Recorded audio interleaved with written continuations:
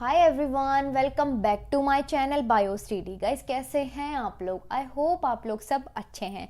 आज हम लोग नया चैप्टर स्टार्ट करने वाले हैं जिसका नाम है बायोटेक्नोलॉजी एंड इट्स एप्लीकेशंस।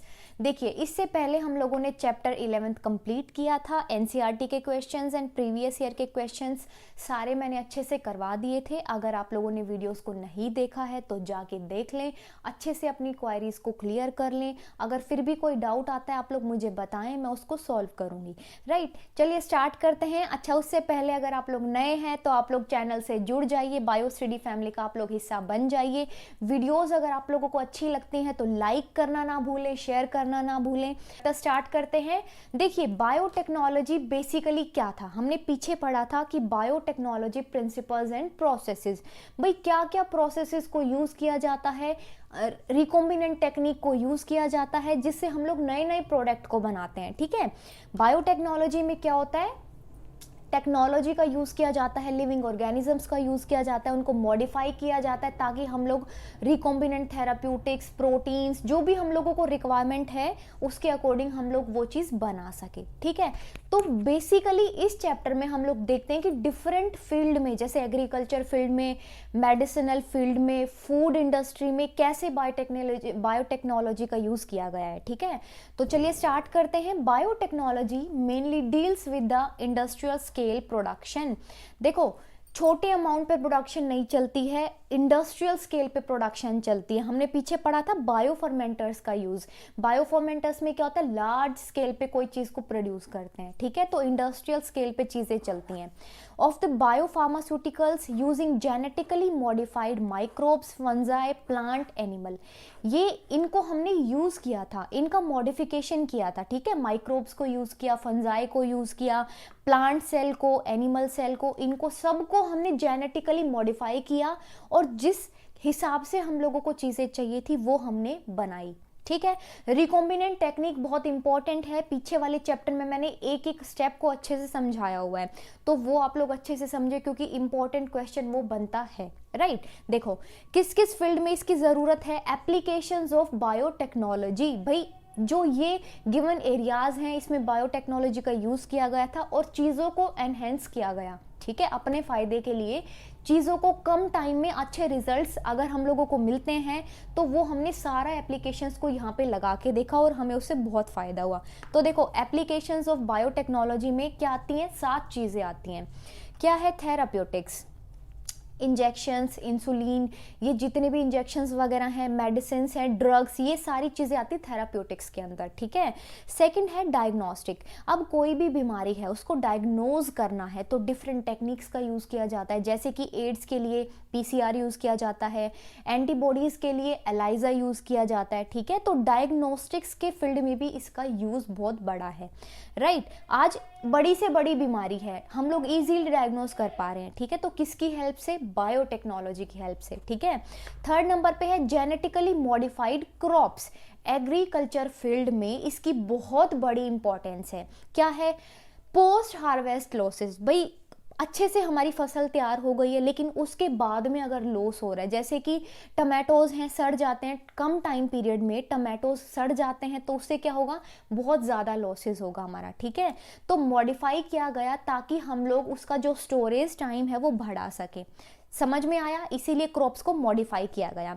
अच्छा, इंसेक्ट रेसिस्टेंट, पेस्ट रेसिस्टेंट, ये सारी चीज़ें रेसिस्टेंट बनाई गई ताकि हम लोगों को कम से कम लॉस हो। राइट, फोर्थ नंबर पे है प्रोसेस्ड फूड। आप लोग प्रोसेस्ड फूड खाते हो, जितने भी पैक्ड फूड है, जैसे कि ब्रेड आप लोग खाते हो, वो सारी किसकी बदौलत आज हम लोगों को खाने को मिल रही है? बायोटेक्नोलॉजी। राइट, फिफ्थ नंबर पे है बायो रेमेडिएशन। बायो का मतलब क्या होता है? लिविंग। लिविंग में क्या चीज़ें आती है? माइक्रोब्स आते हैं। ठीक है, माइक्रोब्स, फंजाई, ये सब चीज़ें आती हैं। रेमेडिएशन का मतलब क्या होता है? वेस्ट का ट्रीटमेंट करना। रेमेडिएशन का मतलब क्या है?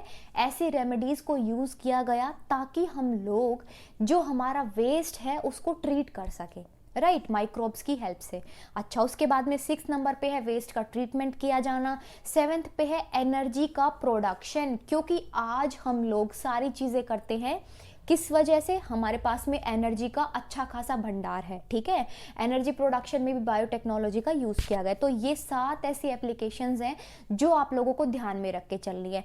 रटने जैसा कुछ भी नहीं है। आप लोग दवाइयाँ खाते हैं बीमार होने पे तो थेराप्यूटिक्स आ गया, राइट। पैक्ड फूड खाते हैं तो उसमें ब्रेड आ गई, तो क्या है? प्रोसेस्ड फूड है। अच्छा, क्रॉप जो फार्मर्स है वो अच्छे से जानते हैं, एग्रीकल्चर फील्ड में बहुत बड़ा यूज़ है तो एग्रीकल्चर फील्ड आ गया। वेस्ट वाटर का ट्रीटमेंट भी किया जाता है तो वो सारी चीज़ें इसके अंदर आ गई माइक्रोब्स की हेल्प से, ठीक है। तो रटने जैसा यहाँ पे कुछ भी नहीं है। सबको क्लियर हो चुकी है इतनी बात। अब देखो 3 क्रिटिकल रिसर्च एरियाज हैं बायोटेक्नोलॉजी के, वो क्या है? अच्छा, वीडियो अच्छी लग रही है, सब कुछ समझ में आ रहा है तो आप लोग लाइक करें वीडियो को। देखो फर्स्ट नंबर पे ऐसी है क्रिटिकल रिसर्च एरियाज जिसके अंदर बहुत ज़्यादा ज़रूरत पड़ती है। क्या क्या वो 3 चीज़ें हैं, क्या क्या वो 3 रिसर्च एरियाज हैं? कैटलिस्ट। कैटलिस्ट क्या होता है? कैटलिस्ट केमिस्ट्री में पढ़ा होगा आप लोगों ने कि रिएक्शन को एनहेंस कराता है, ठीक है, रिएक्शन की स्पीड को बढ़ा देता है। तो कैटलिस्ट यहाँ पे क्या हो जाएंगे? माइक्रोब्स हो जाएंगे। Microbes, plant cell, animal cell, fungi, ये सब क्या है? कैटलिस्ट की तरह काम करते हैं, ठीक है। कैटलिस्ट का मतलब क्या है? जो किसी काम को टाइमिंग को कम कर दे और आपके रिजल्ट को बढ़ा दे, मतलब एफिशिएंट बना दे, ठीक है। तो माइक्रोब्स का यूज कर रहे हैं। बायोटेक्नोलॉजी में लिविंग ऑर्गेनिजम्स का यूज किया जाता है, तो कैटलिस्ट हो गया अपने पास में लिविंग ऑर्गेनिजम्स जैसे कि माइक्रोब्स, फंजाई, ये सब, राइट। सेकंड है ऑप्टिमम कंडीशंस। आप लोगों को भी जिंदा रहने के लिए ऑप्टिमम कंडीशंस की रिक्वायरमेंट होती है, जैसे कि खाना टाइम पे आप लोग खाना खाएं, ऑक्सीजन आप लोगों को मिले, ठीक है, CO2 रिलीज हो जाए, यूरिनेशन वगैरह सब चीज़ें आपके लिए बहुत ज़्यादा कंपलसरी है। तो वैसे ही बायोटेक्नोलॉजी में अगर हमें कोई चीज़ बनानी है तो हम लोगों को ऑप्टिमम कंडीशंस डालनी पड़ती हैं। अच्छा, ऑप्टिमम कंडीशंस बोले तो pH की बात कर लें, टेम्परेचर की बात हम लोग करके देख लें, न्यूट्रिएंट्स की बात हम लोग कर लेते हैं। न्यूट्रिएंट्स अगर प्रॉपर नहीं मिलेंगे तो माइक्रोब्स काम नहीं करेंगे, माइक्रोब्स मर जाएंगे, ठीक है। पीएच का नाम आपने सुना होगा 10th क्लास में, पावर ऑफ हाइड्रोजन। सबसे बड़ी चीज होती है पीएच। अगर पीएच बैलेंस नहीं है तो 10 तरह की और नई प्रॉब्लम्स खड़ी हो जाती हैं। तो माइक्रोब्स से काम करवाना है तो पीएच देना पड़ेगा। टेम्परेचर ज़्यादा होगा तो पीएच नहीं, टेम्परेचर ज़्यादा होगा तो माइक्रोब्स मर जाएंगे। तो इनको इतना ही टेम्परेचर देना पड़ेगा जितना ये टॉलरेट कर सके, ठीक है, और हम लोगों को एफिशिएंट रिजल्ट मिल सके। दूसरी चीज आप लोगों को क्लियर हो गई है। थर्ड नंबर पे है डाउन स्ट्रीम प्रोसेसिंग। यहां तक में प्रोडक्ट बन गया आपका। भाई प्रोडक्ट बनाने के लिए आप लोगों को माइक्रोब्स की जरूरत थी और ऑप्टिमम कंडीशंस की जरूरत थी। यहाँ पे आप लोगों का प्रोडक्ट बन गया है। अब down stream processing, important question बनता है, what is down stream processing, ठीक है। देखो प्रोडक्ट बनने के बाद में मार्केट रेडी, मार्केट में वो बेचा जाता है, ठीक है। मार्केट में उतरने तक प्रोडक्ट बना, मार्केट में उतरने तक जितनी भी बीच की प्रोसेसिंग चलती है उसको डाउन स्ट्रीम प्रोसेसिंग बोला जाता है। अब डिफरेंट प्रोडक्ट की डिफरेंट होती है, जैसे कि कुछ के अंदर आइसोलेशन, सेपरेशन, ये चीज़ें करनी पड़ती हैं। सेपरेशन कि आपको जो यूज़फुल है, मतलब जो आपको चाहिए वो उसको सेपरेट कर लेंगे, तो सेपरेशन। तीसरी मतलब सेकंड नंबर की जो चीज़ इसके अंदर आती है वो है पॉलिशिंग। कुछ प्रोडक्ट ऐसे होते हैं जिसकी पॉलिशिंग भी करनी पड़ती है, राइट। तो दूसरा इसमें आ गया पॉलिशिंग का। अच्छा, और भी डिफरेंट प्रोडक्ट के डिफरेंट स्टेप्स यहाँ पे इन्वॉल्व हो जाते हैं। डेफिनेशन आप लोगों से पूछी जाएगी तो आप लोगों को लिखना है प्रोडक्ट बनने से लेके मार्केट रेडी होने तक के जितने भी बीच में स्टेप्स आते हैं, जैसे कि सेपरेशन, पॉलिशिंग, ये सारे कहलाते हैं डाउनस्ट्रीम प्रोसेसिंग। समझ में आया? तीनों चीजें क्लियर हुई गाइज आप लोगों को। उसके बाद में है बायोटेक्नोलॉजिकल एप्लीकेशंस इन एग्रीकल्चर। देखो क्रॉप एनहेंसमेंट के अंदर हम लोगों ने देखा था ना कि बायोटेक्नोलॉजी का बहुत बड़ा हाथ है। तो देखो कैसे, 3 options for increasing crop efficiency and the food production. Crop की एफिशिएंसी को बढ़ाओगे तो अल्टीमेटली जो फूड का प्रोडक्शन है वो भी इंक्रीज हो जाएगा। तो एग्रीकल्चर फील्ड में क्या इसकी एप्लीकेशन है, कैसे इसको यूज किया जाता है, तो देखो फर्स्ट नंबर पे है agrochemical based agriculture. Agrochemical, agro means agriculture, chemical means जो केमिकल्स यूज किए जाते हैं क्रॉप प्रोडक्शन में, ठीक है।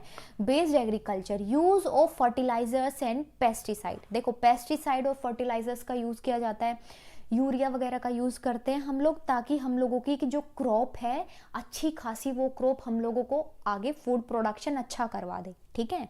सेकंड नंबर पे है ऑर्गेनिक एग्रीकल्चर। फर्स्ट वे क्या था, एग्रोकेमिकल बेस्ड एग्रीकल्चर, जिसमें केमिकल्स फर्टिलाइजर्स यूज किए जाते हैं। सेकंड नंबर पे है ऑर्गेनिक, जिसके अंदर आर्टिफिशियल फर्टिलाइजर्स यूज नहीं करते हैं, हम लोग बायो फर्टिलाइजर्स का यूज करते हैं, मतलब वहां पे लिविंग ऑर्गेनिजम्स का यूज किया जाता है, माइक्रो ऑर्गेनिजम्स का, ठीक है।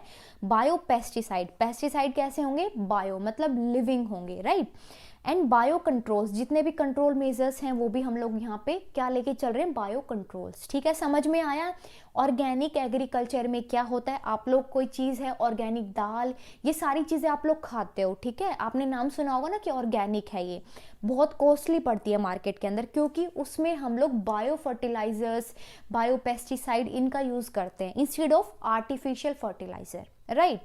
थर्ड नंबर पे है genetically modified crop based agriculture. भाई 3 टाइप की एग्रीकल्चर होती है, एक को बोल दिया ऑर्गेनिक, दूसरे को बोल दिया एग्रोकेमिकल, तीसरे को बोल दिया जेनेटिकली मॉडिफाइड। जेनेटिकली मॉडिफाइड में क्या आ जाएगा, बीटी कॉटन आ जाएगा, ठीक है, बीटी कॉटन। अच्छा, फ्लेवर सेव टमाटो, जो टमाटो की एक नई वैरायटी बनाई गई थी, जिसमें वो हम लोग उसका जो स्टोरेज टाइम है वो बढ़ा देते हैं ताकि वो सड़े ना, ठीक है, हम लोगों को लॉसेस ज़्यादा ना हो। तो और विटामिन ए के राइस बनाए गए ताकि क्या हो, हम लोगों को प्रॉपरली विटामिन ए मिलता रहे, ठीक है। तो ये चीजें क्या है, जेनेटिकली मॉडिफाइड क्रॉप के अंदर आती हैं, राइट। अब एडवांटेजेस क्या है जेनेटिक मॉडिफिकेशन के, प्लांट के अंदर जो जेनेटिक मॉडिफिकेशन की जाती है उसके आप लोगों को फायदे होंगे, तभी तो आप लोग कोई चीज को करोगे ना, तो एडवांटेजेस पढ़ना जरूरी है। क्या है, it makes crop more tolerate to abiotic stress. Abiotic stress मतलब नॉन लिविंग, जैसे कि कोल्ड, सोल्ट, हीट, ये सारी चीज़ों से मोर टॉलरेंट बना देता है, ठीक है। सेकंड नंबर पे है it helps in reducing the post harvest losses. Tomato का एग्जांपल देके आप लोगों को बताया है कि पोस्ट हार्वेस्ट लॉसेस कम हो जाते हैं, राइट। इसीलिए हम लोग यहाँ पे मॉडिफिकेशन कर रहे हैं, समझ में आया ना, मॉडिफिकेशन क्यों किया जा रहा है। थर्ड नंबर पे है it increase efficiency of mineral usage by the plant. Plant है मिनरल्स का प्रॉपरली यूज कर रहा है ताकि हम लोगों को जो फूड है उसकी क्वालिटी एनहेंस होके मिल रही है, राइट। फोर्थ नंबर पे है it enhance the nutritional value of food, जैसे कि vitamin A enrich rice. Vitamin A के एनरिच राइस को बनाया गया, ठीक है, ताकि विटामिन ए के डेफिशिएंसी को क्योर किया जा सके। तो ये है कुछ फायदे। अच्छा, एक क्वेश्चन है एनसीईआरटी का कि इसके डिसएडवांटेजेस बताओ। क्वेश्चन जब हम लोग करेंगे तो वहाँ पे डिस्कस कर लेंगे, लेकिन यहाँ पे फायदे पड़े हैं तो एक दो नुकसान भी यहाँ पे आप लोग पढ़ लो। अच्छा, क्या है कि कभी कभी क्या होता है, हर किसी को सूट नहीं करता है। जितने भी प्रोसेस्ड फूड हैं, मैं यहाँ लिख देती हूँ इसके डिसएडवांटेज में। प्रोसेस्ड फूड जैसे कि ब्रेड वगैरह, मीट, लोफ, ये सब क्या है, ये प्रोसेस्ड फूड के अंदर आते हैं। तो ये क्या है, कुछ कुछ इंडिविजुअल्स के अंदर एलर्जी कॉज कर देते हैं। एलर्जी, जेनेटिकली मॉडिफाइड फूड हर किसी को सूट नहीं करता है, कभी कभी किसी किसी इंडिविजुअल्स में ये एलर्जी कॉज कर देता है, ठीक है। तो उसके लिए तो ये नुकसानदायक है, तो ये डिसएडवांटेज हो जाएगा, ठीक है। सेकंड नंबर पे क्या है कि ये बहुत कॉस्टली पड़ता है, ये बहुत कॉस्टली है, हर कोई अफोर्ड नहीं कर सकता, ठीक है। तो ये तो इसके मेन जो डिसएडवांटेज हैं वो मैंने आप लोगों को बताए हैं, ठीक है। अच्छा, उसके बाद में है पेस्ट रेसिस्टेंट प्लांट। देखो, प्लांट के बारे में पढ़ा, मॉडिफिकेशन करना क्यों ज़रूरी था, एडवांटेजेस हम लोगों ने पढ़े। तो अब पेस्ट रेसिस्टेंट प्लांट हम लोगों को अगर बनाना है तो क्या वो चीज़ें हैं जिससे हम लोग अपना लॉसेस रिड्यूस कर सकते हैं। मतलब जो भी कोई हमें नुकसान हो रहा है, इंसेक्ट की वजह से हो सकता है, वो बेटल्स की वजह से हो सकता है, ठीक है, इनकी वजह से जो भी कोई नुकसान अगर हम लोगों को होता है तो वो उस चीज़ से हम लोग बच सकते हैं, ठीक है। Paste resistant plant reduce the use of chemical pesticide. जितने भी केमिकल पेस्टिसाइड होते हैं उनके यूज से हम लोग बच सकते हैं, ठीक है।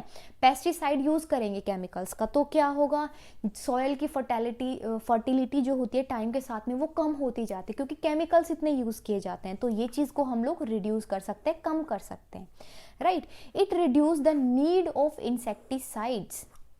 इंसेक्टिसाइड्स हैं, हम लोगों को बीच बीच में डालने पड़ते हैं ताकि पौधे खराब ना हो, ठीक है। देखा होगा ना कि इंसेक्ट्स लग जाते हैं आके तो पूरा पौधा जो है वो खराब हो जाता है। तो ये चीज़ से बचने के लिए रिड्यूस करी जाती है ताकि हम लोग ज़्यादा से ज़्यादा केमिकल्स, जितने भी पेस्टिसाइड्स हैं, इंसेक्टिसाइड्स हैं, ये सबको यूज़ ना करें। एग्जाम्पल में है बेस्ट, आप लोगों को जो ध्यान रखना है, BT cotton, BT corn, rice, tomato, potato, soybean, ये सब का एग्जाम्पल है कि पेस्ट रेसिस्टेंट प्लांट्स को बनाया गया। इन एग्जाम्पल्स इन प्लांट्स का, ठीक है। इंसेक्ट रेसिस्टेंट में है इन ट्रांसजेनिक प्लांट्स, जैसे कि BT cotton, pest resistant, insect resistant. BT cotton का ध्यान रखना आप लोगों को। Soil bacterium known as bacillus thuringiensis, नाम आप लोगों को ध्यान रखना है, इंपॉर्टेंट है, बैसिलस थ्रूएनजेनेसिस, बीटी, बीटी है ना, बीटी स्टैंड्स फॉर बैसिलस थ्रूएनजेनेसिस, ठीक है। ये बैक्टीरिया क्या कराता है, ये बैक्टीरिया प्रोड्यूस कराता है एक टाइप का प्रोटीन जो कि किल करता है सर्टेन इंसेक्ट को। अब इंसेक्ट की कैटेगरी 3 है यहाँ पे, कुछ इंसेक्ट्स को किल करता है ये प्रोटीन, क्या है देखो। फर्स्ट पे है कोलेप्टेरेंस, जिसे बीटल्स बोलते हैं। सेकंड पे है लेपिडोप्टेरेंस, जिसको क्या बोलते हैं, tobacco, bird worm, army worm, ठीक है। थर्ड नंबर पे है डायप्टेरेंस, जिसमें फ्लाइज और मॉस्किटो है। याद कैसे रखना है आप लोगों को, 3 चीजें आप लोग यहाँ पे लिख लो, कोलेप्टेरेंस, लेपिडोप्टेरेंस, थर्ड नंबर पे है डायप्टेरेंस, ठीक है। ये चीजें आप लोगों ने लिख ली। उसके नीचे आप लोग लिखोगे, इसके नीचे लिखोगे बीटल्स, इसके नीचे 3 हैं tobacco, bird worm, army worm, इसके नीचे 2 हैं फ्लाइज एंड द मॉस्किटो। तो ऐसे करके आप लोगों को ये एक बार लिख के देख लेनी है, कोई हार्ड नहीं है, आप लोगों को एक बार आप लोग अपने हाथ से लिखेंगे तो आपको समझ में आ जाएगा। तो ये कुछ इंसेक्ट्स हैं जिनको क्या कराते हैं, जिनको ये प्रोटीन किल कर देते हैं। 3 आप लोगों ने कैटेगरी समझ ली है यहाँ पे, ठीक है। आगे बढ़ते हैं। Bacillus thuringiensis form a toxic insecticidal protein, भाई एक टॉक्सिक प्रोटीन बनाता है। उस प्रोटीन को क्या, वो प्रोटीन करता क्या है, वो प्रोटीन क्या करेगा, बॉडी के अंदर जाएगा। जैसे ही कोई इंसेक्ट है, अच्छा सबसे पहले ना ये आप लाइनें पढ़ लो, मतलब लाइनें आप लोग समझ लो, अच्छे से देख लो क्या है, उसके बाद में एक डायग्राम की हेल्प से मैं आप लोगों को समझाती हूँ। ये प्रोटीन क्या है, BT toxin crystals exist in inactive protoxin state, ठीक है। ये एक जो प्रोटीन है वो इनएक्टिव स्टेट में पाया जाता है।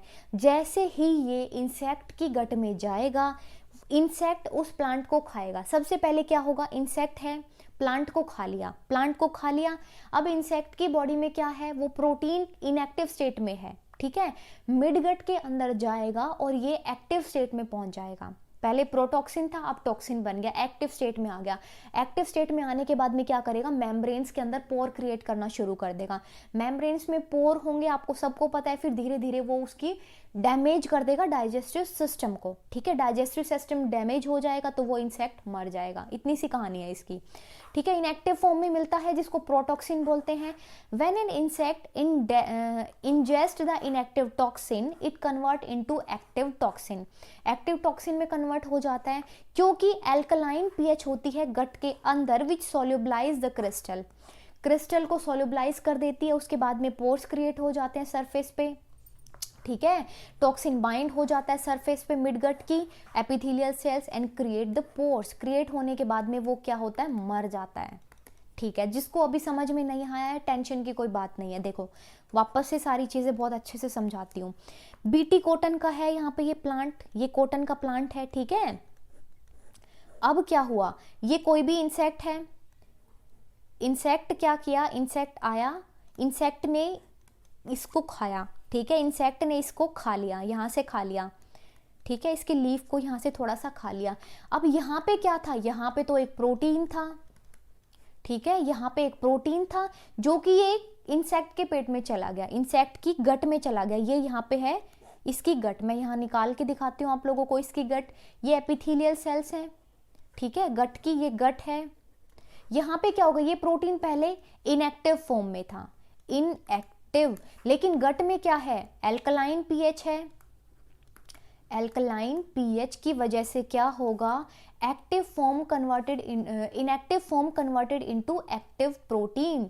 अब यहाँ पे ये प्रोटीन जो है ना एक्टिव हो जाएगा। प्रोटीन एक्टिव होगा तो ये क्या करेगा, ये सरफेस है एपिथेलियम, एपिथेलियम सेल्स की सरफेस है, इसके अंदर पोर्स क्रिएट करा देगा। पोर्स क्रिएट करा देगा तो कुछ ऐसा सा हो जाएगा, ठीक है, कुछ ऐसा सा हो जाएगा। अब ये क्या करेगा, पोर्स बढ़ते चले जाएंगे, पूरा डाइजेस्टिव सिस्टम क्या करेगा, यहाँ पे खत्म है बिल्कुल, ठीक है। ये खत्म हो जाएगा तो ऑटोमेटिकली जो इंसेक्ट है वो मर जाएगा। समझ में आया? ऑटोमेटिकली जो इंसेक्ट है वो मर जाएगा। तो ये इतनी सी कहानी थी इसकी। अब जो टॉक्सिन है coded by the gene named cry, example है इसका, बहुत इंपॉर्टेंट है, ध्यान रखना, क्वेश्चन पूछा जाता है ये। जीन्स के नाम है cry first AC, cry second AB। AC AC के साथ में फर्स्ट आ जाएगा, AB के साथ में सेकंड आ जाएगा, क्योंकि B क्या है, सेकंड नंबर का अल्फाबेटिकल लेटर है, ठीक है। ये दोनों क्या कराते हैं, कंट्रोल्स द कॉटन बोलवर्म्स, जो कॉटन बोलवर्म्स है उनको कंट्रोल कराएगा। तो ये यहाँ पे एक इंपॉर्टेंट क्वेश्चन बनता है कि ये नाम की genes cry first AC, cry second AB किसको कंट्रोल कराती हैं, कॉटन बोलवर्म्स को कंट्रोल कराती हैं ये, ठीक है। सेकंड में क्या है, सेकंड में है क्राई फर्स्ट AB, सेकंड वाले में है AB में क्या है, कॉर्न बोरर, ठीक है, कॉर्न बोरर है। पहले वाले में कॉटन था बोलवर्म्स, सेकंड में है कॉर्न बोरर। ध्यान रखना है, इंपॉर्टेंट है, आप लोगों को ये अच्छे से ध्यान रखना है। कुछ चीज़ों को आप लोग, ये नोट्स आप लोगों को मिल जाएंगे, लेकिन कुछ चीज़ों को आप लोग NCERT बुक में हाईलाइट कर लें, ताकि आप लोग रिवीजन करें तो आप लोगों को ये चीज़ें ध्यान में रह जाएं। यहाँ पे कंफ्यूज स्टूडेंट्स इसमें होते हैं, फर्स्ट AC, अच्छा सेकेंड वाले में है फर्स्ट AB, उससे ऊपर वाले में है सेकंड AB, तो इसमें ये कंफ्यूजन का काम चलता है। आप लोगों को बिल्कुल भी कंफ्यूज नहीं होना है। जो फर्स्ट है क्राई फर्स्ट AC, साथ में है क्राई सेकंड AB, ठीक है, फर्स्ट सेकंड AC AB। नीचे वाले में क्या है, AB है जो कि फर्स्ट के साथ में है। ध्यान रखना है, कॉर्न बोरर कॉटन बोलवर्म्स।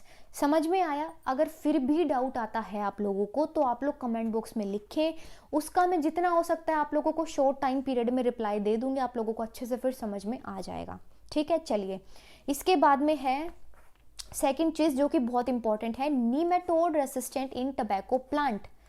पीछे पड़ा था BT कॉटन का, ठीक है। BT कॉटन में एक ही चीज आप लोगों को ध्यान रखनी है, बैसिलस थ्रियोजेनेसिस, उसकी पूरी प्रोसेसिंग फिर आपको अच्छे से ध्यान में आ जाएगी। गट में जाएगा, एल्कलाइन pH मिलेगी, एक्टिव फॉर्म में चला जाएगा, वो जो प्रोटीन है वो एक्टिव हो जाएगा, एक्टिव होने के बाद में पोर्स बन जाएंगे, फिर वो खत्म हो जाएगा।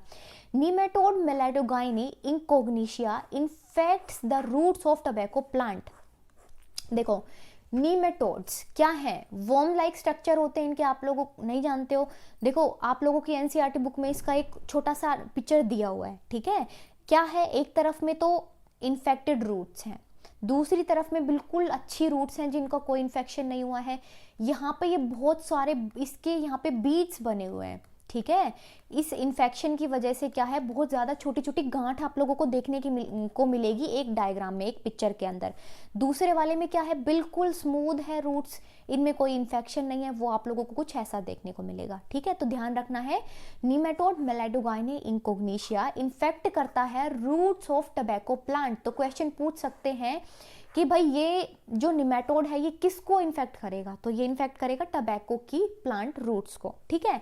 Cause a great reduction in the yield, कोई भी टाइप का इन्फेक्शन है क्या करेगा, लास्ट में या तो कोई नुकसान दे देगा, या फिर जो आप लोगों की क्रॉप है, जो भी कुछ प्रोड्यूस होने वाला है उसका रिडक्शन करा देगा। मतलब वो हम लोगों को कम, जो प्रोडक्ट है वो कम मात्रा में मिलेगा। यही चीजें होंगी, या तो कोई भी इन्फेक्शन क्या कराएगा, कम मात्रा में देगा, या फिर कोई भी खराबी गड़बड़ दे देगा जिसकी वजह से जो क्रॉप हम लोगों को चाहिए थी वो नहीं मिल पा रही है। इतनी सी बात है। RNA इंटरफेरेंस स्ट्रेटेजी, देखो क्या स्ट्रेटेजी यूज की गई इसको बचाने के लिए, इंपॉर्टेंट है, अच्छे से समझो। इसके अंदर इन्फेक्शन हो जाता है रूट्स के अंदर। अब इस इन्फेक्शन को बचाने के लिए एक स्ट्रेटेजी का यूज किया गया जिसको बोलते हैं RNA interference strategy used to prevent this infestation. इस इन्फेक्शन से बचने के लिए इस टेक्निक का यूज किया गया। It prevents the translation of a specific mRNA। ये लाइन क्यों बोली गई है, ट्रांसलेशन का मतलब क्या होता है, ट्रांसलेशन का मतलब होता है स्पेसिफिक टाइप का प्रोटीन बनाना, ठीक है। स्पेसिफिक टाइप का प्रोटीन अगर बन रहा है तो इन्फेक्शन तो फैलता जा रहा है, हम लोगों को इस इन्फेक्शन को रोकना है, तो हम लोगों को ट्रांसलेशन होना, मतलब प्रोटीन हम लोगों को बनने नहीं देना है। सबसे बड़ी आप लोगों को यही बात ध्यान में रख के चलनी है कि भाई इन्फेक्शन था तो प्रोटीन बन रहा था तभी इन्फेक्शन फैल रहा था, लेकिन यहाँ पे हम लोगों को उस इन्फेक्शन को रोकना है, तो ट्रांसलेशन को हम लोगों को स्टॉप करना पड़ेगा, ठीक है। ट्रांसलेशन जैसे ही स्टॉप होगा पूरी प्रोसेसिंग जो इन्फेक्शन की थी वो वहीं पे रुक जाएगी। तो it prevents translation of a specific mRNA। mRNA की जो यहाँ पे ट्रांसलेशन होने वाली थी वो नहीं होगी। देखो mRNA, डीएनए से आरएनए बनता है, सबको पता है कि वो ट्रांसक्रिप्शन कहलाता है। आरएनए से एमआरएनए, आरएनए बोल दो आप लोग, आरएनए से प्रोटीन बनता है जिसको ट्रांसलेशन बोलते हैं। तो आरएनए से प्रोटीन क्या कहलाता है? ट्रांसलेशन। सबको अच्छे से पता है इस बात का, ट्रांसलेशन। देखो अब अगर यहाँ पे हम लोगों ने इस स्टेप पे कोई, हम लोगों ने यहाँ पे प्रिवेंशन लगा दी है, ठीक है, हम लोगों ने यहाँ पे स्टॉपेज लगा दी है, तो ट्रांसलेशन नहीं हो पाएगा। ट्रांसलेशन नहीं हो पाएगा तो प्रोटीन भी नहीं हो पाएगा, और प्रोटीन नहीं बन पाएगा तो इन्फेक्शन भी नहीं हो सकता, इन्फेक्शन भी नहीं होगा, वहीं पे स्टॉप लग जाएगा। समझ में आई strategy? Silencing due to complementary double stranded RNA molecule. यहाँ पे double stranded complementary RNA molecule की वजह से साइलेंसिंग हो जाती है, ठीक है। आरएनए क्या होता है? सिंगल स्ट्रैंड होता है, लेकिन यहाँ पे डबल स्ट्रैंड का आरएनए, इसकी वजह से यहाँ पे साइलेंसिंग होती है, ठीक है। साइलेंसिंग का मतलब क्या होता है? उस चीज को बिल्कुल नॉकआउट कर दिया जाता है, उसको इनएक्टिव बना दिया जाता है, ठीक है। तो हमें इनएक्टिव ही बनाना है इसके अंदर। Steps involve in making tobacco plant resistant to nematode. अगर नीमेटोड से रेसिस्टेंट बनाना है टबैको प्लांट को तो कुछ स्टेप्स का यूज किया गया है। देखो कुछ स्टेप्स को यूज किया गया है आरएनए साइलेंसिंग के अंदर। पहला स्टेप क्या हो जाएगा? डबल स्ट्रैंडेड आरएनए है, कॉम्प्लीमेंट्री डबल स्ट्रैंडेड आरएनए, आप लोगों को ध्यान में रखना है, इस चीज को आप लोगों को बिल्कुल भी स्किप नहीं करना है लिखने में। वैसे जनरली आरएनए सिंगल स्ट्रैंड का होता है, लेकिन यहाँ पे हम लोगों को साइलेंसिंग करानी है तो डबल स्ट्रैंडेड आरएनए है, ठीक है। दूसरी चीज यहाँ पे ध्यान रखने की क्या है कि भाई यहाँ पे ना डाइसर आएगा। डाइसर आप लोगों ने देखा, वेजिटेबल्स को डाइस करते हैं, कट करने में यूजफुल होता है ये, ठीक है। तो डाइसर क्या करेगा? ये एक टाइप का आरएनएज एंजाइम है, और एंजाइम क्या करेगा? ये कट कर देगा, किसमें? डबल स्ट्रैंडेड आरएनए को स्मॉल इंटरप्टिव यूनिट्स के अंदर ये कट कर देगा, ठीक है। तो यहाँ पे आप लोगों को बड़ा सारा आरएनए दिख रहा है डबल स्ट्रैंड का, लेकिन यहाँ पे डाइसर आया, डाइसर ने इनको छोटा छोटा, बिल्कुल छोटा छोटा कट कर दिया, जिसको स्मॉल इंटरप्टिव आरएनएस की यूनिट बोला गया है, ठीक है। सेकंड चीज में ये आप लोगों को ध्यान रखना है। थर्ड नंबर पे आप लोगों को ये ध्यान रखना है कि कट करने के बाद में ये एक कॉम्प्लेक्स का फॉर्मेशन करेगा, जिस कॉम्प्लेक्स का नाम है रिस्क। इसकी फुल फॉर्म क्या है? RNase inducing silencing complex. मैं यहाँ पे लिख देती हूँ आप लोगों के लिए, क्योंकि इसके डेफिनेशन से भी पूछ लेंगे कि इसके फुल फॉर्म आप लोग बताओ, या फिर रिस्क स्टैंड फॉर क्या इसको बोला जाता है। तो RNA inducing silencing complex, silencing complex. कैसा कॉम्प्लेक्स बनेगा? जिसके अंदर साइलेंसिंग इंड्यूस करा दी जाए, ठीक है, कॉम्प्लेक्स। देखो इसके बाद में साइलेंसिंग होने वाली है इसकी। रिस्क बन गया। रिस्क में आप लोग देख रहे हो कि यहाँ पे ये गोल गोल सा है, और इसके अंदर क्या है? siRNAs, ठीक है। और इन दोनों को मिला के क्या बोलेंगे? इन दोनों को मिला के बोल देंगे रिस्क। डाइसर से कट किया, उसके बाद में ये कॉम्प्लेक्स बना लेगा with the ribonuclease to form RISC. RISC बनाने के बाद में क्या करेगा ये? siRNA unwinding. जो डबल स्ट्रैंडेड थे वो अब अनवाइंड होके क्या बन जाएंगे? सिंगल स्ट्रैंड बन जाएंगे। तो इस कॉम्प्लेक्स के अंदर ये क्या है? ये कॉम्प्लेक्स ही चल रहा है अभी रिस्क का, ये अभी तक कॉम्प्लेक्स ही है। और कॉम्प्लेक्स के अंदर क्या है? ये siRNA है। कैसे हो गए? ये सिंगल स्ट्रैंडेड हो गए हैं, ठीक है। उसके बाद में है association with the target mRNA। जो अब टारगेट mRNA था, जिसकी ट्रांसलेशन होनी थी आगे, ठीक है, वहां पे जाके ये बाइंड हो जाएगा। तो देखो वहां पे जाके अगर ये बाइंड होगा ना, तो ट्रांसलेशन तो कतई नहीं होगा, तो ट्रांसलेशन यहाँ पे फिर बिल्कुल स्टॉप हो जाएगा। तो जो टारगेटेड mRNA था, जहाँ पे हम लोगों को इन्फेक्शन आगे रोकना था ना, वहां पे ये एसोसिएट हो जाएगा, वहां पे जाके ये एसोसिएट हो जाएगा, मतलब वहां पे ये बाइंड हो जाएगा। अब यहाँ पे ये क्या है? टारगेट mRNA है, टारगेट mRNA है, और यहाँ पे क्या? ये siRNA है इस कॉम्प्लेक्स के अंदर, ठीक है। Target mRNA cleavage. अब इस टारगेट mRNA को बिल्कुल क्लीव कर देगा। क्लीव करने के बाद में क्या होगा? क्लीव कर दिया तो देखो यहाँ पे ये डबल स्ट्रैंडेड RNA था, एक सेंस है, दूसरा स्ट्रैंड एंटी सेंस है, और ये क्या है? Target mRNA। यहाँ पे ये एसोसिएशन हो गई, और ये एसोसिएशन क्या कहलाएगी गाइस? RNA silencing complex. ये क्या है? आरएनए की साइलेंसिंग हो गई, साइलेंसिंग। ठीक है। इंड्यूसिंग साइलेंसिंग बोला जाता है क्योंकि इसको हम लोग इंड्यूस करा रहे हैं। अच्छा, अभी 50% स्टूडेंट्स को नहीं समझ आया होगा, कोई बात नहीं। जिन लोगों ने ये चीज़ को पहली बार पढ़ रहे हैं, एक बार वापस से मैं इस चीज़ को रिपीट कर देती हूँ। देखो क्या है, डबल स्ट्रैंडेड आरएनए था, डाइसर का यूज़ किया गया। डाइसर एक एंजाइम है जो कि कट कर देगा। कट करने के बाद में क्या होगा, स्मॉल इंटरप्टिव यूनिट्स बन जाएंगी आरएनए की। उसके बाद में एक कॉम्प्लेक्स बनेगा जिसको रिस्क बोलेंगे, आरएनए इंड्यूसिंग साइलेंसिंग कॉम्प्लेक्स। अब ये क्या करेगा, ये कॉम्प्लेक्स क्या करेगा, आगे चलेगा तो यहाँ पे अनवाइंडिंग हो जाएगी। डबल स्ट्रैंडेड था तो सिंगल स्ट्रैंडेड बन जाएगा यहाँ पे, ठीक है। उसके बाद में यहाँ पे ये टारगेट एमआरएनए पे जाके एसोसिएट हो जाएगा, क्योंकि टारगेट एमआरएनए पे ही हम लोगों को सारा काम कराना है, ठीक है। टारगेट एमआरएनए की ज़रूरत है क्योंकि ट्रांसलेशन होनी है, यहाँ पे ट्रांसलेशन होनी है, फिर प्रोटीन बनेगा। प्रोटीन बनेगा तो इन्फेक्शन चलेगा, वही वाली कहानी है। तो टारगेट एमआरएनए को ही हम लोगों को टारगेट करना है, ठीक है, क्योंकि हम लोगों को ट्रांसलेशन भी नहीं चाहिए, प्रोटीन भी नहीं बनाना। टारगेट एमआरएनए को भी बीच से क्लीव कर देगा तो वो अपना काम नहीं कर पाएगा ट्रांसलेशन का काम नहीं कर पाएगा तो वहां पे प्रोटीन नहीं बन पाएगा, ठीक है। और हम लोगों को लास्ट में क्या है, डबल स्ट्रैंड जो है सेंस और एंटी सेंस, और ये क्या है हमारे पास में टारगेट एमआरएनए। आगे आप लोग एक स्टेप ऐड कर सकते हैं इसके अंदर कि यहाँ पे ट्रांसलेशन नहीं होगी, नो ट्रांसलेशन। और क्या है उसके बाद में वी कैन प्रिवेंट इन्फेक्शन, ठीक है।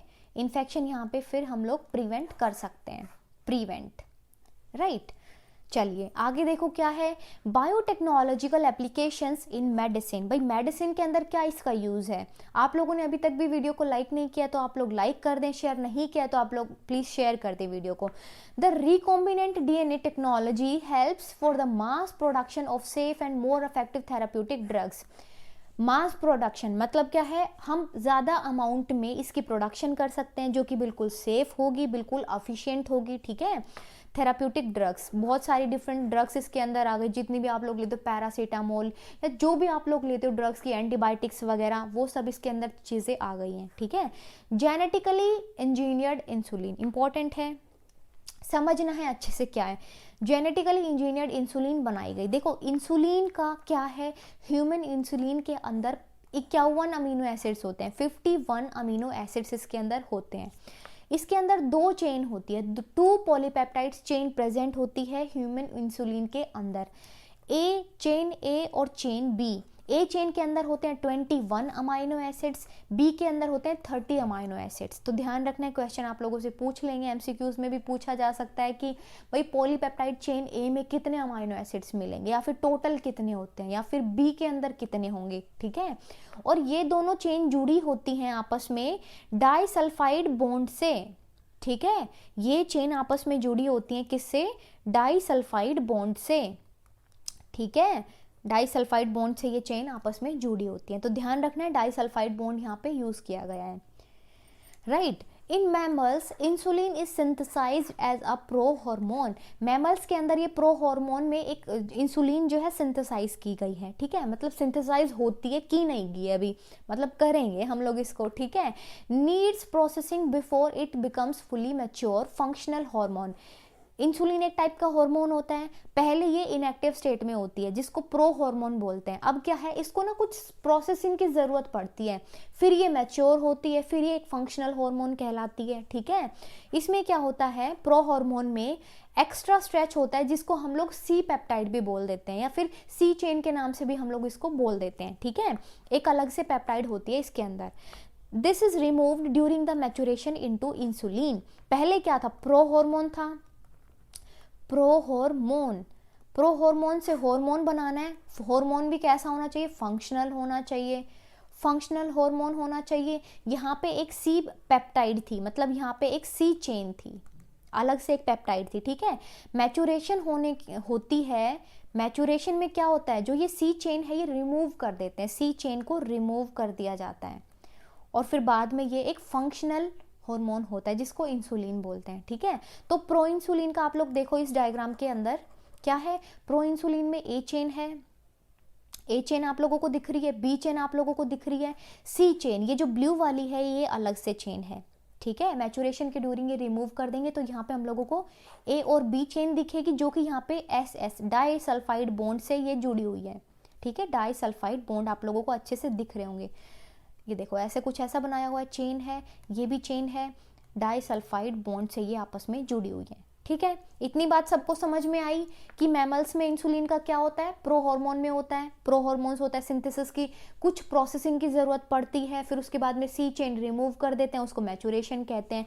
देखो 1983 में एली लिली नाम की एक अमेरिकन कंपनी है जिसने प्रिपेयर किया था 2 डीएनए सीक्वेंस को corresponding to A and B chains of human insulin.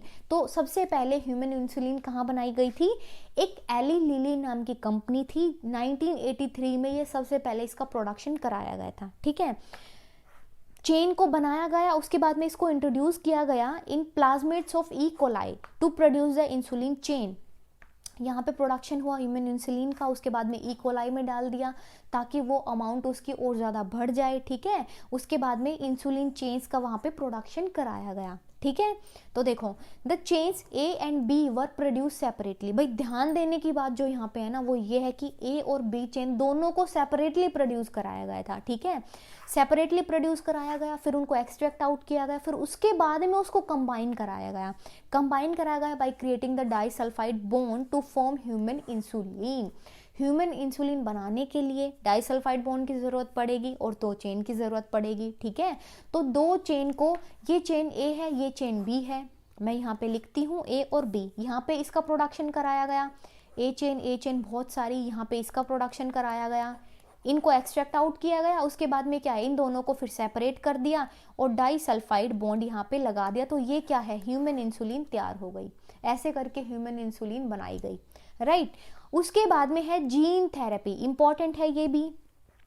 Gene therapy क्या है, बेसिकली ये थेरेपी यूज़ की जाती है जैसे कि कोई इम्यूनो डिसऑर्डर है, जेनेटिकल डिसऑर्डर्स जितने भी होते हैं उनको क्योर करने के लिए इस टेक्निक का यूज़ किया गया है जिसको जीन थेरेपी बोलते हैं। अगर कोई जीन के अंदर खराबी है, डिस्ट्रॉय हो चुकी है या अपना फंक्शन प्रॉपरली नहीं कर पा रही, बेसिकली डिस्ट्रॉय हो गई तो फंक्शन वैसे भी नहीं कर पाएगी, तो उसको रिमूव कर दिया जाता है। ठीक है, इस टेक्निक के अंदर। तो gene therapy is the technique of genetic engineering to replace a faulty gene by a normal healthy functional gene.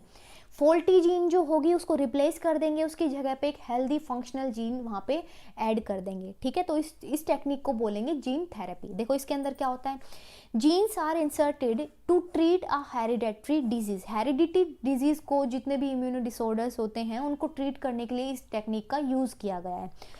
First clinical gene therapy was given in 1990 to a 4-year-old girl with a ADA deficiency. Adenosine डी एमिनेज, ये एक type का enzyme होता है, बहुत crucial enzyme होता है। ठीक है, ये क्या कराता है, ये ब्रेक डाउन में हेल्प कराता है, जो आप लोग खाना खाते हो ना वो ब्रेक डाउन में हेल्प करवाएगा। तो देखो क्या है यहाँ पे, this disorder is caused due to the deletion of the gene for ADA. भाई ये एडीए डेफिशिएंसी होती क्या है, एडीए डेफिशिएंसी तब हो जाती है जब एडीए जो एंजाइम है ये डिलीट हो जाता है, ये अपना काम नहीं कर पाता है। ठीक है, तो the enzyme crucial for the immune system to function. Immune system को फंक्शन कराने के लिए इस एंजाइम का होना बहुत ज़रूरी है क्योंकि ये ब्रेक डाउन में हेल्प कराता है। राइट, देखो क्या है इसमें, 4-year-old गर्ल का नाम क्या था, अशांति डिसिल्वा नाम था 4-year-old गर्ल का। ध्यान रखना है जिसके ऊपर एडीए डेफिशिएंसी, जिसके अंदर एडीए डेफिशिएंसी थी और फिर उसको जीन थेरेपी से ट्रीट किया गया।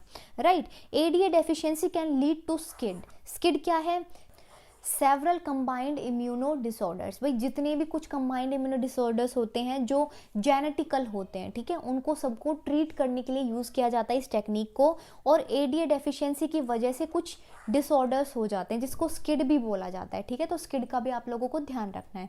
आगे देखो क्या है, अब इसमें कुछ स्टेप्स की बात हम लोग कर लेते हैं। ठीक है, स्टेप्स आप लोगों को ध्यान रखने हैं। As a first step towards gene therapy, gene therapy की तरफ में पहला स्टेप क्या है, लिम्फोसाइट, जिसको WBCs बोलते हैं। देखो क्या है, लिम्फोसाइट का मैंने आप लोगों को पढ़ाया था, क्या होता है इसमें, लिम्फोसाइट क्या कराता है, एंटीबॉडीज का प्रोडक्शन कराता है। तो थोड़ा सा ना आप लोगों को लिम्फोसाइट के बारे में पता होना चाहिए।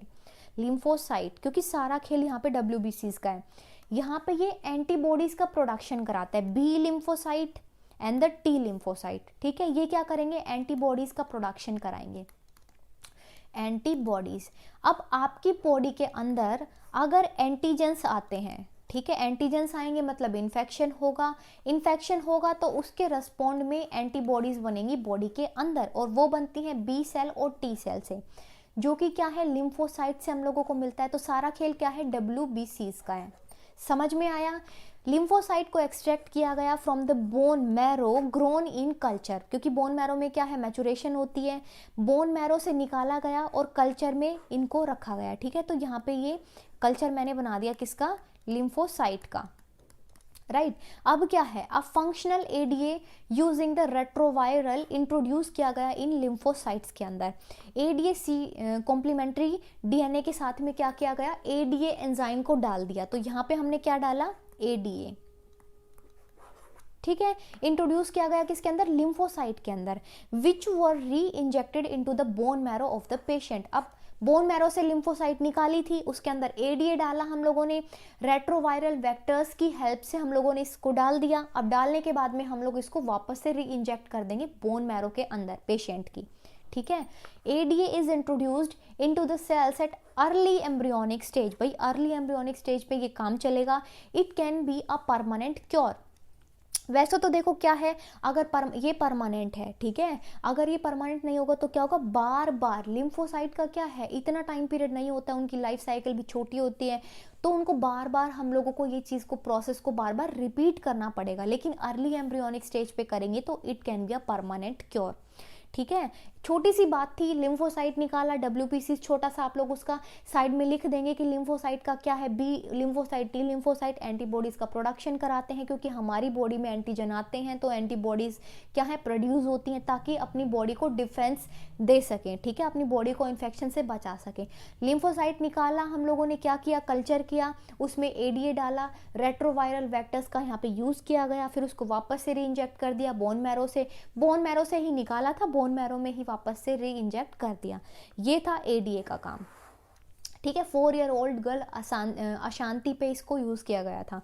अब देखो मोलिकुलर डायग्नोस्टिक्स में इसका यूज किया जाता है, बायोटेक्नोलॉजी का। कैसे, देखो मोलिकुलर डायग्नोसिस में क्या है, अर्ली डायग्नोसिस, जैसे कि रिकॉम्बिनेंट डीएनए टेक्नोलॉजी का यूज किया गया था डायग्नोसिस में, PCR, ELISA, polymerase chain reaction, enzyme linked immunosorbent, ऐसे यहाँ पे भी क्या है, एंटीबॉडीज की हेल्प से हम लोग करते हैं यहाँ पे ऐसे एंटीबॉडीज। ठीक है, कि कितनी अमाउंट ऑफ एंटीबॉडीज हम लोगों को देखने को मिल रही है, तब हम लोगों को पता चल जाता है कि एक्चुअल में क्या बॉडी के अंदर चल रहा है। पीसीआर में क्या है फायदा, देखो इसका क्या है कि बहुत लो कंसंट्रेशन अगर हम लोगों को बैक्टीरिया की मिलती है या वायरस की मिलती है, उसको भी डिटेक्ट कर लेते हैं हम लोग, क्योंकि यहाँ पे एम्प्लीफिकेशन की जाती है। एम्पलीफाई का मतलब क्या होता है, मेकिंग मल्टीपल कॉपीज का बनाना। अब मल्टीपल कॉपीज हैं तो छोटे से छोटा इन्फेक्शन भी हम लोग देख लेंगे, कि डायग्नोस कर लेंगे कि ये कौन से टाइप का इन्फेक्शन है, बैक्टीरियल है, वायरल है, ये क्या है। Of the nucleic acid by the PCR, polymerase chain reaction की हेल्प से ये सर्च कर लिया जाता है, मतलब देख लिया जाता है। ठीक है, PCR use to detect HIV in the suspected AIDS patient. Suspected AIDS जो पेशेंट होते हैं, एड्स पेशेंट के अंदर समझ में आ जाता है कि भाई क्या चल रहा है इस टेस्ट की हेल्प से, राइट, HIV है कि नहीं है। अब देखो अ सिंगल स्ट्रैंडेड DNA और RNA, यहाँ पे मैं प्रोब की बात कर रही हूँ कि प्रोब की हेल्प से कैसे यूज किया जाता है, कैसे हेल्प मिलती है डिटेक्शन में। अ सिंगल स्ट्रैंडेड DNA और RNA tagged with a radioactive molecule, जिसको हम लोग प्रोब बोलते हैं, is allowed to hybridise to a complementary DNA। कोई भी कॉम्प्लीमेंट्री DNA है यहाँ पे, ये है हमारे पास में प्रोब, जिसको क्या बोलते हैं, या तो ये सिंगल स्ट्रैंडेड होगा RNA का, या फिर क्या होगा, ये सिंगल स्ट्रैंडेड होगा DNA का। यहाँ पे रेडियो एक्टिव मॉलिक्यूल होता है, ठीक है, इसको यूज करेंगे यहाँ पे कॉम्प्लीमेंट्री DNA में। In a clone of cells followed by the detection using autoradiography, यहाँ पे फिर इसकी ऑटो रेडियोग्राफी कराएंगे तो ये हम लोगों को डिटेक्ट कराने में हेल्प करा देगा। ठीक है, तो ये था प्रोब की हेल्प से कैसे डिटेक्ट करना है। लास्ट में है एलाइजा का, based on the principle of antigen antibody interaction. Antigens आपकी बॉडी में आ चुके हैं, कोई भी इन्फेक्शन हुआ है तो, या कोई भी आप लोगों को बीमारी है, कोई भी डिजीज है, ठीक है, तो उसके अगेंस्ट में बॉडी एंटीबॉडीज बनाएंगी, एंटीजन एंटीबॉडी इंटरेक्शन होगा, तो इस टेस्ट की हेल्प से हम लोग डिटेक्ट कर लेंगे। तो ये था एलाइजा का। अच्छा, उसके बाद में आप लोग समझो कि ट्रांसजेनिक एनिमल, अभी हम लोगों ने प्लांट्स की बात की थी उससे पहले, फिर हम लोगों ने कुछ टेस्ट के बारे में पढ़ा है, कुछ हम लोगों ने डिफरेंट जीन थेरेपी क्या है, इंसुलिन कैसे बनाई गई, ये सब देखा था। ट्रांसजेनिक एनिमल्स देखो क्या है, ट्रांसजेनिक एनिमल्स वो एनिमल्स होते हैं जिनके जीनोम में मॉडिफिकेशन कर दिया जाता है, कोई भी ऑल्टरेशन कर दी जाती है जीन्स के अंदर, तो वो उसके बाद में वो एनिमल्स क्या कहलाएंगे, transgenic animals, right. These are animals whose genome has been altered by introduction of an foreign gene by the manipulation. Modification करेंगे तो फॉरेन जीन को हम लोग इंट्रोड्यूस कर देंगे तो वो एनिमल्स ट्रांसजेनिक एनिमल्स कहलाएंगे, ठीक है। जैसे कि transgenic rats, rabbits, pigs, sheep, cows, ये सब ट्रांसजेनिक एनिमल्स हम लोगों ने बना लिए हैं। एडवांटेजेस और बेनिफिट्स की अगर बात करते हैं तो वो ये है कि to study the normal physiology and the development, अगर नॉर्मल फिजियोलॉजी या डेवलपमेंट हम लोगों को अच्छे से पढ़ना है रिसर्च एरियाज में, तो हम लोगों को ट्रांसजेनिक एनिमल्स की ज़रूरत पड़ती है, ठीक है। सेकेंड पे है to study the contribution of genes in in different, मैं यहाँ लिख देती हूँ complete, in different research areas, ठीक है। डिफरेंट रिसर्च एरियाज में किस जीन्स का क्या कंट्रीब्यूशन है, किससे हम लोगों को क्या फ़ायदा हो रहा है, तो वो सब चीज़ की हम लोग यहाँ पे हम लोगों को स्टडी देखने को मिल जाती है। To study the contribution in genes in the development of a disease, ये 4th नंबर का पॉइंट है, ठीक है। ये 3rd नंबर का पॉइंट है, ये 4th नंबर का पॉइंट है, ये है 5th नंबर का पॉइंट। पहले हम लोगों ने देखा कि डिफरेंट फील्ड के अंदर उसका क्या है, उसके बाद में है to study the contribution of genes in the development of a disease, कोई भी डिजीज का डेवलपमेंट हो रहा है तो हम लोगों को देखना पता चल जाता है कि भाई कैसे रिसर्च करेंगे इसके ऊपर, तो हम लोगों को पता चल जाएगा कि कोई पर्टिकुलर जीन का क्या कॉन्ट्रीब्यूशन है इस पर्टिकुलर डिजीज के अंदर, राइट। उसके बाद है बायोलॉजिकल प्रोडक्ट्स, हम लोग ट्रांसजेनिक एनिमल्स पे यूज़ करके देखते हैं कि कितने वो एफिशिएंट है। वैक्सीन सेफ्टी टेस्टिंग भी की जाती है, रेट्स वगैरह, माइसेस वगैरह पे यूज़ किया जाता है इसको, ठीक है। तो ये कुछ इसके डिफरेंट एरियाज हैं, कुछ इसके डिफरेंट एडवांटेजेस हैं, ठीक है, बेनिफिट्स हैं। उसके बाद में एथिकल इश्यूज, भाई इतना काम आप कर रहे हो तो कुछ तो इश्यूज बनते होंगे ना, कुछ तो इसके नुकसान भी होंगे, तो नुकसान क्या है, प्रॉब्लम्स ऑफ अनप्रेडिक्टेबल रिजल्ट, भाई पता नहीं होता इसकी वजह से कि आप लोग बनाना कुछ चाह रहे हैं लेकिन कुछ ऐसा म्यूटेंट बन जाए जिसकी वजह से हम लोगों को बहुत खतरा हो सकता है, ठीक है। तो अनप्रेडिक्टेबल रिजल्ट होता है, आप लोगों को पहले नहीं पता होता कि आप लोग जो बनाने जा रहे हैं वो बिल्कुल एफिशिएंट ही होगा 100%, राइट। जेनेटिक मॉडिफिकेशन में cause unpredictable result when such organisms are introduced into the ecosystem में अब ट्रांसजेनिक माइस बना दी, रेट्स बना दी, काऊ बना दी, काऊ इसलिए बनाई ताकि वो अच्छा मतलब अच्छे अमाउंट में मिल्क का प्रोडक्शन करा दे, ठीक है, और उसकी क्वालिटी भी एनहेंस कर दी गई थी। तो देखो अगर इन सबको हम लोग इकोसिस्टम में डालते हैं, भाई इकोसिस्टम में अगर एक कोई भी इंडिविजुअल की वजह से इम्बैलेंस आया ना तो पूरा इकोसिस्टम इम्बैलेंस हो जाएगा। तो हम लोगों को पता नहीं होता है, हम लोग प्रिडिक्ट नहीं कर पाते हैं कि रिजल्ट इसके क्या आने वाले हैं। तो समझ में आया ना, जेनेटिक मॉडिफिकेशन से पता नहीं चलता है कि आगे क्या मिलने वाला है। सेकंड पे है Indian government has set up organisations like GEAC, genetic engineering approved committee, कुछ एक कमेटी बनाई गई जो कि इसको अप्रूव देती है, इसको एक अप्रूवल देती है, ठीक है, which makes decision about the validity of the genetic modification research and the safety of GM organisms for the public service. Public service के लिए कितना सेफ होगा ये सब के लिए एक अप्रूवल के लिए कमेटी बनाई गई जिसको GEAC बोलते हैं, ठीक है। एक अप्रूवल कमेटी है, जेनेटिक मॉडिफिकेशंस के जितने भी ये प्रोडक्ट होते हैं या एनिमल्स हैं इन सब के लिए कमेटी तैयार की गई, ठीक है।